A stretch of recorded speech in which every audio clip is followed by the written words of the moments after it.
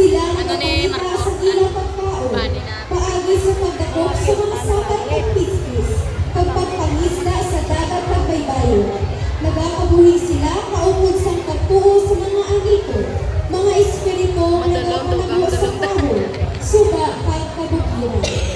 Sa pagligat sa mga siglo, nagbago ang dalagan sa ilang kuburi.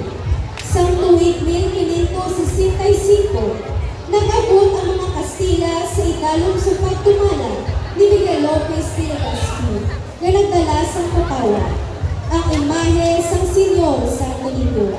Ang bata nga si Jesus na nagdala sang gugma, taglaong pagpag-anglig sang Diyos sa iyang katawhan.